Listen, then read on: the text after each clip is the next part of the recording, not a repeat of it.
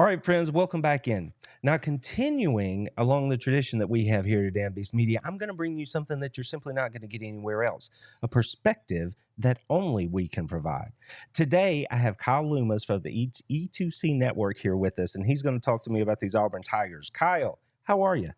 I am doing well. Anytime we can get together and talk about the Deep South's oldest rivalry, that's a good day. Listen, we love our Iron Bowl, but there's a good old rivalry between Auburn and Georgia, and that's a fun thing to talk about. Ben, you're exactly right. It actually came up in the press conference this week for Coach Smart. They asked one of the players who they thought the top rivals were, and I was a little surprised. The way it shook out, Coach Smart, according to the player, had Georgia Tech at 1 and Auburn at 2. Now, hmm being a Gen X guy myself, I would have had maybe Florida and then Auburn. It's so interesting to see how these things shake out, but however you put it, it's a wonderful rivalry, and I'm happy you're here to talk to me about it. Yes. Now, here in 2023, our two teams, from the outside, people might say they're headed in different directions, or maybe they're just not in the same place. That's completely fair. Yep. But one of the things I've noticed is that for both fan bases, there may be a dose of reality in that we need to be reminded to have a little patience about how the season is going so far. If you're Yes. looking at it from that angle, how does the Auburn season look so far? Well, it depends on which person you're asking. We've had some therapy sessions on our live streams at E2C Network where there are varying amounts of opinions. I think patience is a very rare commodity right now for a lot of fans for Auburn. For me too, just to be frank, I get on my show and I act like I'm this most patient person. You're not watching the game with me necessarily, so you don't see how I'm ranting and raving about why are we doing this, why are we doing that, or in the stadium for the home games. We're all frustrated. We're all ready to start seeing Auburn be capable of what we know historically it's capable of again. The problem is the word context. And I've been using this as my buzzword of late, is you've got to understand where Auburn finds itself because of decisions it's made in the past. We have just gone through two transitions in a very short amount of time that unfortunately have caused much bigger problems than maybe necessarily were going to be there to begin with. So for me, the patience question is more about which fan you're talking to. For me, I understand that this is going to take a little while to get back to the where we want to be as a fan base. But if you talk to the general public, the temperature is pretty hot in the room. Not for Coach Freeze, not necessarily like we're ready to fire him or anything like that. I hope that we haven't reached that point, but it's definitely one of those situations where we are, shall we say, ready to see something a little bit different. Well, this is the kind of rivalry where when you look at it, that's the sort of thing that happens is something a little bit different. It seems, all right. I mean, I'm closer to 50 than I am to 25. So when I think about this rivalry, it has certainly had its ups and downs and some weird stuff that has Mhm. happened. I am curious because of what you just said, though, about depending on who you talk to and the temperature in the room. As an Auburn fan, from the outside, all those moves that you mentioned in Mhm. such relatively quick succession. Yes. Uh, I mean, people have to remember this is real world football. This is not like Xbox, right? Where Right. you can just slide Plug the and play. peg over and go at it, right? I mean, it's so from the Auburn perspective, would you agree that changes happening that quickly, that's a bit of an unstable look? I mean, to put it Yes. mildly, like, Yeah, I think the problem is 2013. In yeah. all the glory that 2013 was, you saw a situation where a Auburn program hit rock bottom after having the highest peak and then went right back up almost to the pinnacle again within seconds, arguably, of another national title. And for some reason, we as an Auburn collective can't get that out of our mind that that's not always possible. Now, in Auburn's history, we have seen quick turnarounds time and time again. And I think Mhm. there's this, it sounds hokey to people on the outside, but there's this thing we call the Auburn spirit, and it's kind of ingrained in all of us. And we all believe that we can kind of just find our way back to the top very, very quickly. And a lot of times we do. But just I think it's unrealistic, right? Given what we've been through over the last few years to understand that. And I always preach to listen to the coaches. If you're watching the press conferences, if you're listening to the SEC teleconferences or the transcripts of them, if you're reading that, if you watch their individual interviews, you've heard all throughout preseason Coach Hugh Freeze really prep the fans.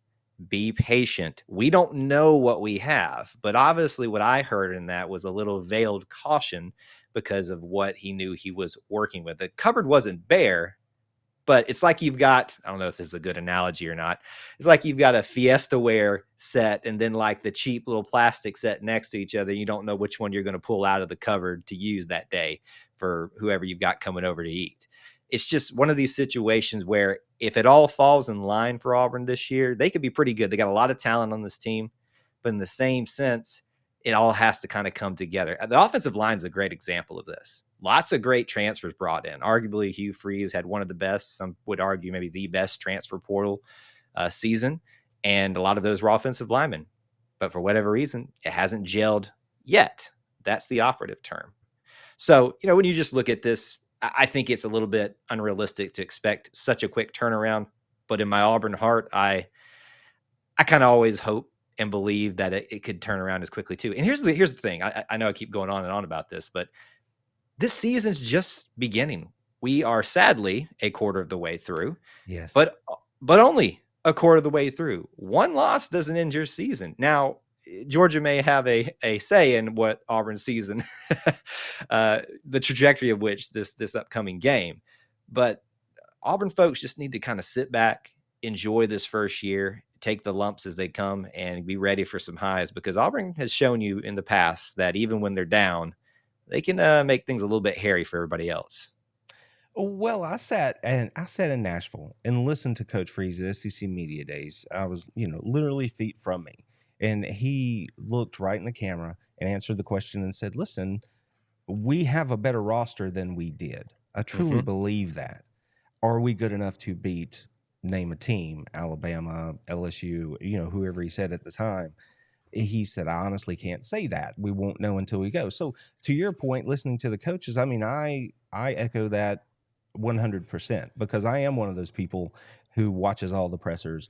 I mean, it's been my career for 25 years to go and actually listen, right? And try to hear beyond the coach speak, because most of the time they're going to tell you the truth. They may not come right out and say it, but they're going to give it to you. So since we're talking about Hugh Freeze a little bit here at this point, through 4 games, how do you rate Hugh Freeze? How is the Hugh Freeze experiment? And I don't mean that in a bad way. How is it going so far? Well, it is an experiment because, we don't know if it's going to work or not, right? The only way to test something is to get out there and actually just put it to work and see what happens. I think you got to look at it from a couple fronts. Recruiting wise, A+, with what the time he was given to work with. Already pulled flips, obviously, from Georgia and Alabama. I think some people would argue whether some of those were true flips because they were kind of on their way out. But, we can argue semantics all we want. The recruiting aspect, he has done exactly what we know his history has shown. And continues on that front. There's a big recruiting weekend here for the Georgia game, namely because it's Georgia. People want to see the Deep South's oldest rivalry played. So there's going to be a big event all weekend for recruits that are already committed to Auburn, deciding whether they think this thing's for real. So that aspect, he is definitely one. When we talk about through 4 games, have we seen what we hoped we would see from a Hugh Freeze coach team?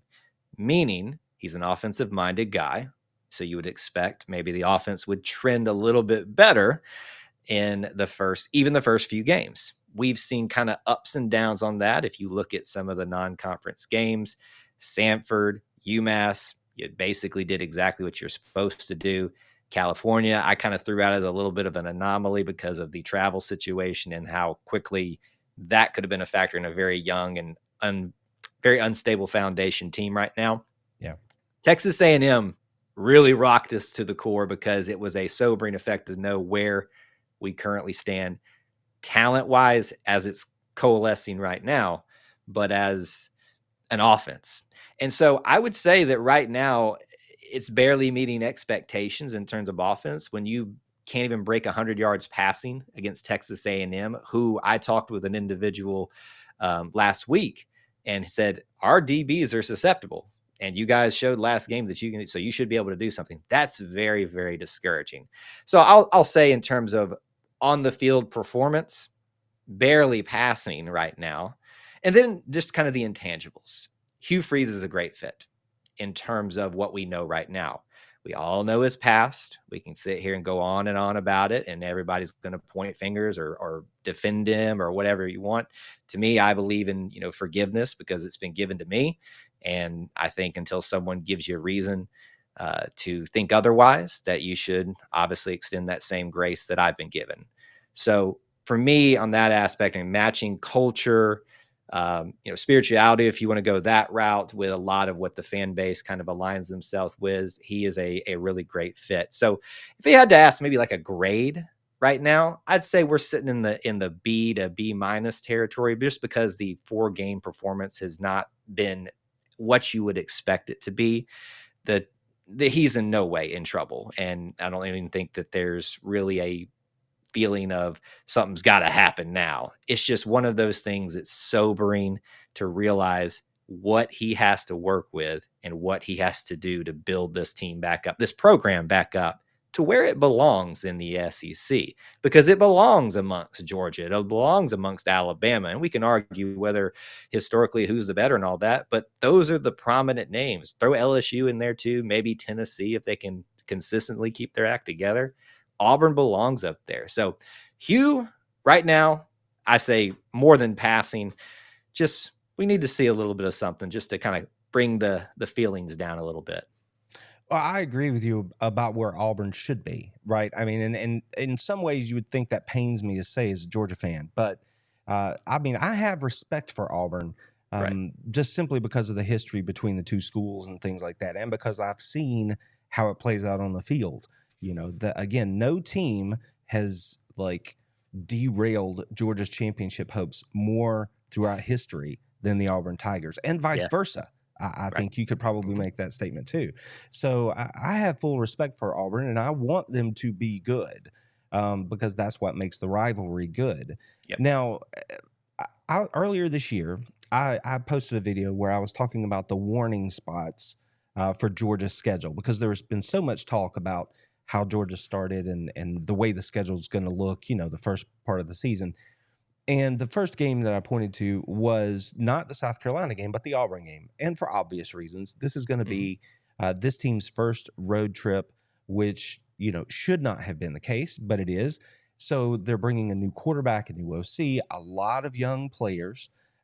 Even though it may not look that way from the outside, there are a ton of young players that are playing for Georgia right now. Right. So this is going to be their first trip into arguably one of the, if not the, most difficult place to play inside the conference. So I put a big red flashing light beside this game and said, beware. Did I predict Auburn to win the game? I did not. But this is the kind of game where you don't know what's going to happen, so you have to Right. be ready. Now, with all of that said, I guess you started to talk about the offense in your breakdown of Hugh Freeze, right? So more specifically down that road, what about your quarterbacks? What Mm. about that offensive line? Um, Sort of give me a feel for what and where the offense is right now, because we all know what we saw against A&M, Yeah. the misfires in the past game, the leaky offensive line. Sort of just, let me know where you are right now. That's the $1,000,000 question, isn't it? Yeah. It is hard to really pin down what is or isn't working. Now, if you ask the general public, it's Peyton Thorne that's the problem. Or there's a sect that says Robbie Ashford's the problem because we can't decide what to do with him, or we won't let him throw the ball more. Or there's a sect that says Holden Garner is the, end all be all. It's the same thing that not even just Auburn goes through every single year. The grass is always greener on the other side, a lack of Mhm. patience, which we've always discussed. To me, football is a very simple game when you cut it down to it. If you cannot win in the trenches, both sides of the ball, offensive line and defensive line, you will not win football games. Now, you may have a off game or two at those particular positions and still be able to win the game. But if you don't have consistent, reliable, trustworthy play and performance across, especially an offensive line, How do you expect a quarterback to feel comfortable and not feel skittish back there? How do you expect him to have the time to find his receivers, go through the route progressions, and not rush something into an interception or an errant throw, overthrowing someone? How do you expect your wide receivers to have the time to get open? And I'm not even talking about the running game. I'm just talking about the passing game of trying. You need holes to be created by the offensive line. I love these guys that have come into Auburn, and especially the ones that have stayed over from the past offensive line, because they have been through everything in the past 5 to 6 years of Auburn's poor offensive line play. And I am not writing them off in any way this year. I still believe that they can get this thing in the right direction. But I do kind of sense that I'm in the minority, that I think the true problem with Auburn's offense is still the offensive line. And it's not an individual. It's not a coaching problem. It is simply, we tried to bring together all of these different pieces together on a changeover year and expected it to happen quickly. And it's just not the reality that's most common. So for me, when I assess the offensive scheme, or however you want to say it, I'm looking at the offensive line. When that play becomes consistent, when we are against real talent like Texas A&M, not saying ole and letting our quarterback run for his life at times, or just getting swallowed up. I mean, I think it was in the first drive alone, there were 2 sacks. I knew that was going to be a long day. Yeah. That's really where it ends and begins. Now, quarterbacks aside, I mean, actually, quarterbacks, let's tackle that. Peyton Thorne has not been consistent at all. And he knows that. The coaches know that. Fans know that. I think a lot of the problems that we've seen with him have been his fault, but there's also equal amount that have not been his fault too. I'm not the coach. I'm not paid to make these decisions. So I always lean on the side of, if a coach puts someone out there to play, that means they've earned in all aspects of practice, leadership, performance, meaning that they feel like he's going to give them the best opportunity to win, to be the starting quarterback. And so if your guy that you're rooting for is not running out there, I mean, what do you think, that the coach is not going to put the best guy out there that he thinks is going to win? Now, there's the argument on the other side. Well, it's not working, so why not try something else? And I get that argument too. For me, I think it's just a lot of frustrations that bubble to the top, and we need a scapegoat, and the quarterback is the easiest to blame. Actually, I love Holden Geriner. I always mispronounce his name. There's like 5 different ways you could pronounce it. I'm really excited to maybe see if he can stick it out here at Auburn, what he could become. And I love Robbie Asher too, what he brings again. I love me a good mobile quarterback. We could talk about Cam Newton for days and Nick Marshall for days. We've got some great options. Who's the right guy? That jury's still out. I'm riding with whoever the coaches put out right there. And for all I know, sitting right here at this moment, based on the press conference yesterday, is Peyton Thorne still the guy? And until he's not, I'm gonna ride with Peyton Thorne for now, and support whoever comes in there at any point of the situation. So I did listen to Hugh's press conference from yesterday, and he pointed out, and obviously it's stuff that you and I know, which is that it's not any one thing; it's a combination of things. Yep. And so my question for you would be, you talked about the back and forth between the quarterbacks. Are you hearing a lot among the Auburn fan base about play calling, or who's calling the plays? Because honestly, I think that's one of the most overrated scapegoats that there is out there. Because at the end of the day, it's players, not plays, and it's execution. So are you hearing that, or is it really they really want a different quarterback and they think that would fix everything? I think the quarterback is the big thing. 1B would be play calling. And it's ironic, because with Gus Malzahn, it changed weekly. Gus needs to call the plays. Gus doesn't need to call it. Gus doesn't need to be anywhere near the offense. Here, we're in a situation now where everybody wants Hugh to be back calling the plays. I just don't think it's fair to Philip Montgomery through 4 games, and you just played your first legitimate opponent. Sorry, Cal. I mean, I know we struggled against you, but I mean, there were some reasons behind that. But Texas A&M was the only legit opponent so far. I just don't see a reason to panic and say, well, Philip can't call a game. He's got plenty of coaching experience. You could argue maybe his head coaching experience wasn't super successful over that time, but he's got a great history of being an offensive coordinator who can get things done. So I say, let him cook. I think it's the phrase the kids are using these days. Let's give this team I would ask for the year, but I know that's not a, a reasonable request for so many people. I don't think there's anything wrong with Hugh getting more involved in the play calling, but what he pointed out in the press conferences is that it tends to create more confusion than help sometimes. And if he's saying that, my suspicion is that's already been attempted in practice and he's already seen the effects of that. And so right now, a team, an offense, which is mainly what we're speaking about right now in terms of play calling and what's wrong with the offense, consistency is the key. Trying to create a consistent terminology framework. How are we going to operate? Can we fix? Because if you're changing who's calling the plays, if you're changing the terminology every so often, adding someone else's opinion into the mix more so than it was already there, you're just creating this cycle of, well, this works all of a sudden. Let's keep going there, but then it doesn't work. And then we're going to change it again.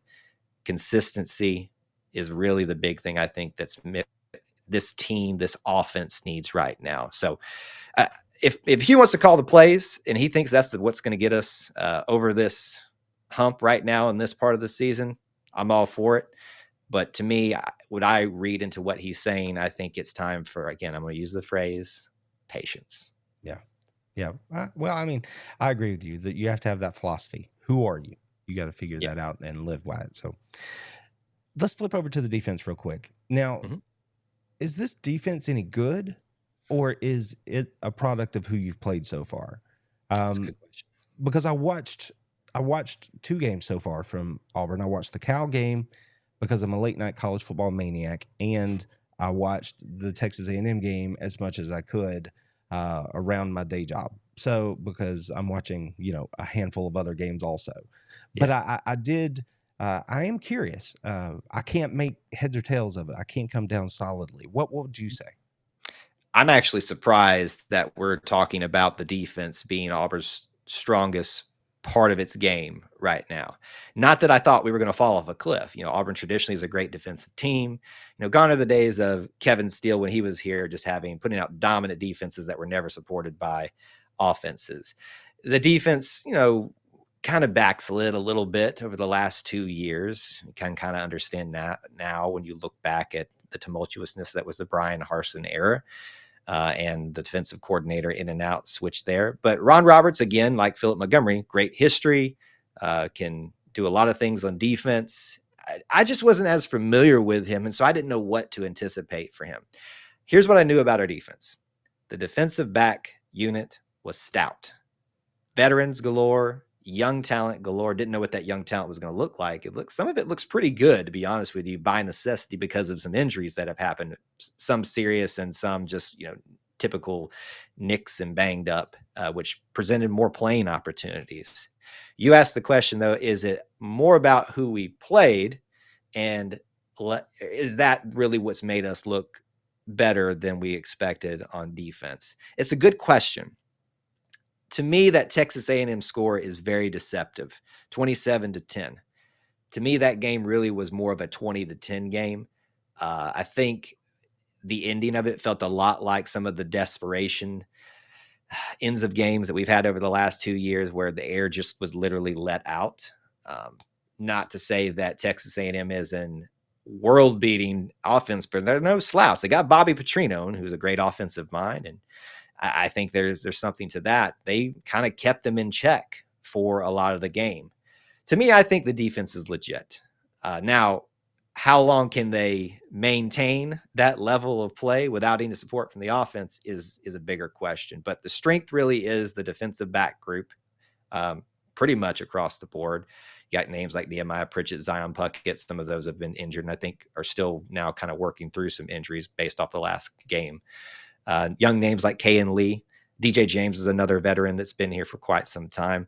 The funny thing about this is, I know this isn't about this season, under Gus Malzahn, Auburn became kind of a quiet defensive back U of sorts, getting guys drafted and finding on NFL rosters. And it was just the most hilarious thing in the world to me. Gus Malzahn, the offensive mind, somehow created a defensive back pipeline of sorts for the NFL. But defensive backs, I think the big question marks were the pass rush. And that's kind of still there right now, but there's been a little bit more of that than I originally thought that there would be. Keldrick Falk is a guy that you really want to watch. A true freshman who just got signed in this last year, is starting to really emerge on the defensive end position. I really like a lot of our defensive guys, and it's been the one thing that I think has kept the Auburn faithful from completely losing their minds was the fact that you're finding young talent stepping up. Names like Eugene Asante, he's the guy that ran the back of it wasn't an interception, but it kind of looked like one. Yeah. The scoop and score out of the air back for the touchdown and nearly trucked Jimbo Fisher. So that's been the big surprise. Is it legit? We're about to find out. You guys are going to be the big test. Is this defense all it's cracked up to be? So I think that's a question we can answer better after this week. Probably so. And on the flip side of that coin, there are going to be a lot of Georgia Bulldog fans who are going to pay really close attention to that side of the ball as well. Because, Yes. like I said, we have those among us who are not the most patient also. So it's kind of a prove it game for some of those dogs. Now, this is your opportunity. Give me the E2C breakdown of my Georgia Bulldogs heading into this game. Wow. Oh, man, that's a good question, too. I said coming into this season that until Georgia proves otherwise, you should consider them, the favorite to win everything. Just, the foundation that's been built by Kirby Smart, it pains me to say this, much like, Nick Saban too, is hard to argue with. And that's how you create great programs. You create great foundations, depth charts that when bad stuff happens, injuries, or someone doesn't pan out at a quarterback position, that you switch back to that next option, and there's not that big a drop off. So I know that Wonder Boy Stetson Bennett is gone. I know that there's a ton of defensive talent that has been lost to the NFL, but it's still, kind of business as usual from my outside looking in of the Georgia Bulldogs. With that being said, I think it's been a little, lackluster is not the right word, but less impressive than I thought would be than the first couple of games. But as we've talked about patience, we've talked about understanding context of this is the first few games for every team out there. No one's going to look as good or as bad as they're going to the whole year until we get through a lot of these other games. So really, this is a litmus test, yes, for Auburn, to see if we were as bad as we looked at Texas A&M, but it is a litmus test for the Georgia Bulldogs. You brought up earlier about the anticipation that Georgia's going to win this game. I agree with that. But if you are a Georgia fan, if you're an Auburn fan, if you're just a college football fan that looks at this game and says, without a doubt, Georgia's just going to run the table and we're going to be all going home super early, I will submit to you the 2021 Iron Bowl and that Alabama team against that Auburn team.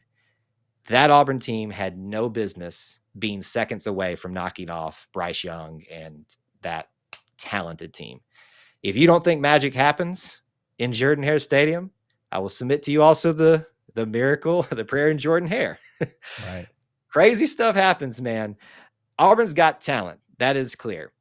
Do they have the talent to stop a Georgia team that is starting maybe to find its legs, still looking maybe to see how legit they are? I don't know. My gut says no.